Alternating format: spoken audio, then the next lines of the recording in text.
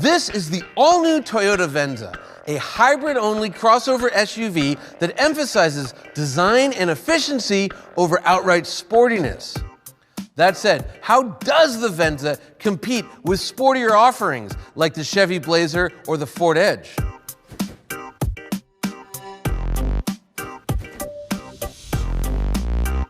When the Venza debuted in 2011, it was essentially a Camry station wagon. This new one shares its underpinnings with the RAV4, but obviously looks quite different, and that's what Toyota's trying to do. They want to offer an alternative to the traditional boxy SUV with something that's more sculpted, has a richer interior, and of course, hybrid efficiency. Obviously, the Venza looks quite different than the RAV4, even though the Venza and the RAV4 hybrid are mechanically identical. And what Toyota's doing here is they want to really differentiate the two products. You know, the RAV4 looks like the 4Runner, looks like the Land Cruiser, it looks like a blocky SUV that can go off-road, whereas the Venza doesn't. It's much curvier, it's much swoopier, it looks much more like a Lexus. And that's what Toyota's trying to do here, right? They want to bring in buyers who are more design-focused, who are more upscale, who are wealthier. To me, the most surprising thing about the Venza is its high-quality interior. Design is subjective. You might say you like the way the car looks on the outside or you don't. However, I think almost everybody will agree this is a nice cabin. There's leather covering almost every surface. These seats are great, and I love their use of metal. It's both bold and restrained. What I mean by that is the design is just really strong, but they didn't overdo it. They showed some restraint, and that's hard to do. Then there's this touchscreen, which I think is the best I've ever seen in a Toyota, with one really cool feature. Check this out. Here's the climate controls, right? I'm the driver, I can't quite reach them, so boom, pop it over to my side of the screen. Passenger gets warm, boom, they pop it back to their side, and it's true of everything you can do with a touchscreen.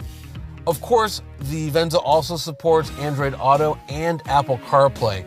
The big takeaway is that for this segment, the Venza has a surprisingly good interior.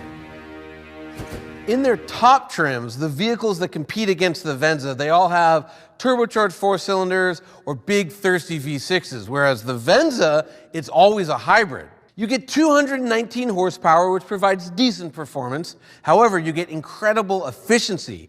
Thanks to its 2.5-liter Atkinson cycle 4-cylinder and 2 electric motors, this thing gets 39 miles per gallon combined. Not only does that make it best in segment, it's so efficient that it can compete with smaller hybrid SUVs like the Ford Escape or the Honda CR-V. When it comes to safety, in terms of crash worthiness, the Venza gets 5 stars. However, there is an asterisk. On the base model, the headlights are rated as marginal. Should you upgrade to the XLE and above, then you get LED headlights, which then makes the Venza a top safety pick according to the IIHS. The Venza is also loaded with all kinds of standard active safety features, such as lane keeping assist, emergency braking, and adaptive cruise control. Let's talk price. The base Venza begins at just over $33,500. The XLE sitting next to me starts at just over $37,000. The way this one sits, it squeaks under that $40,000 price barrier. The Toyota Venza is a little more expensive than the vehicles it competes against. However, considering that it has standard all-wheel drive, a standard hybrid powertrain which provides it with incredible efficiency, a design-focused exterior, and a rich interior, we feel the Venza is a good value.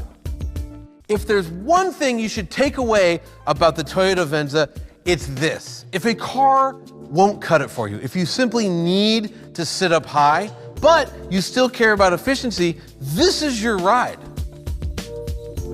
To check out our latest vehicle rankings, go to motortrend.com/cars.